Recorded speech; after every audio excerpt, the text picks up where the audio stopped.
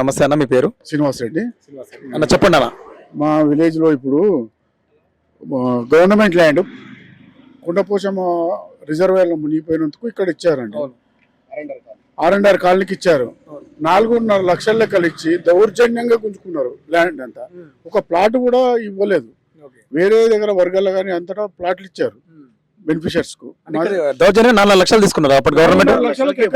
ఎకరా అంత చీప్ గా ఇవాళ అదే భూమిని 5,500కు స్క్వేర్ మీటర్ లెక్కల టిఎస్ ఐఎస్ వాళ్ళు అమ్ముకుంటున్నారు. ల్యాండ్ అమ్ముకుంటున్నారు. అంత దౌర్జన్యం చేసి ఇయ్యలేదు. మా గవర్నమెంట్ వస్తే మేము వచ్చి ఇస్తామని అనుకున్నాం. సీఎం గారి దృష్టికి కూడా పోయింది, రేవంత్ రెడ్డి గారి దృష్టికి. ఇది ప్లాట్లు ఇవ్వాలని చూడమన్నాడు ఆయన కూడా. దాన్ని మేము గెలిస్తే ప్రప్రథమంగా అది చేస్తాము. తునికి బొల్లారం ప్రజలు మిమ్మల్ని గెలిపిస్తే ఆ పని చేస్తామంటారు మీరు? బెనిఫిషియర్స్ అందరి ల్యాండ్ పోయిన బెనిఫిషియర్స్ అందరికి ఓపెన్ ప్లాట్స్ ల్యాండ్ ఉంది. ఇంకొక 30 ఎకరాలు 40 ఎకరాలు ఉంది. దాంట్లో అందరికి 200 గజాల కాడికి ప్లాట్లు ఇవ్వాలని సీఎం గారు కూడా చెప్పారు. దాన్ని చేస్తాం. సీఎం గారి దగ్గర పోయి మేము గెలవగానే ప్రప్రథమంగా అది చేస్తాము.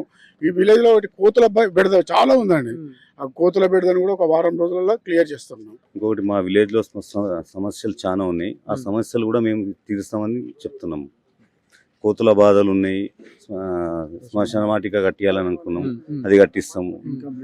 ప్లాట్లు ఏందనైతే మేము ట్రై చేస్తున్నాం. ఆల్మోస్ట్ ప్లాట్లు అవుతున్నాయి. బుడగ జంగాలలోకి ఇక్కడ ల్యాండ్ మొత్తం చిల్లర మునిగిపోతే మేము మన కలెక్టర్ని ఆర్డీఓని అందరిని పిలిపించి అక్కడ వాళ్ళు చేసే వాళ్ళకి 2 acres అలాట్ చేసింది. ఆల్మోస్ట్ ఇంకొక ఈ ఎలక్షన్ కోడ్ వచ్చింది, లేకపోతే అయిపోయేది. వాళ్ళకు ఒక 37 ప్లాట్లు అలాట్ చేసింది వాళ్ళకు బుడగ జంగాలలో. అలా స్పెషల్ గా ఇల్లు కట్టియాలి. ఇందిరమ్మ ఇల్లు కూడా ఫ్రీ జాగా లేని వాళ్ళకి కూడా మేము చూస్తున్నాం. మేము అది కూడా అవుతుంది.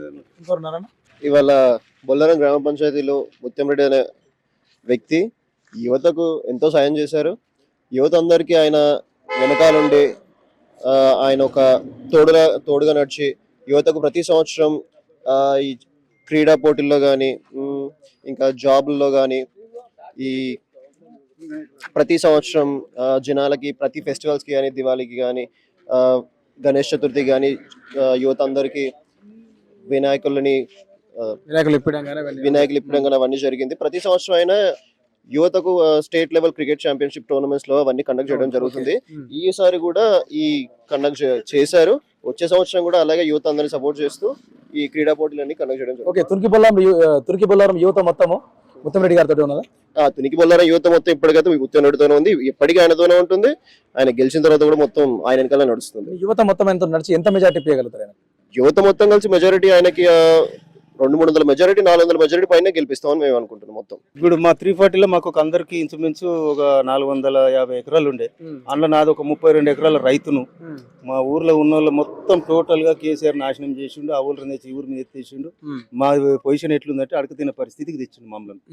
ఆ రకంగా ఆయన మీద కక్షతోనే ఇలా మేము బ్రహ్మాండంగా చేస్తున్నాం. కాంగ్రెస్ పార్టీ తరఫున మా క్యాండిడేట్ కూడా ముత్తంరెడ్డిని పెట్టినాం. మంచి మెజార్టీతో గెలుస్తాడని మా నమ్మకం ఉన్నది. మేము అందరం సాయశక్తుల ప్రయత్నం చేస్తాం. షేర్ చేయండి, లైక్ చేయండి, సబ్స్క్రైబ్ చేయండి. మరిన్ని వీడియోల కోసం బెల్ సింబల్ పై క్లిక్ చేయండి.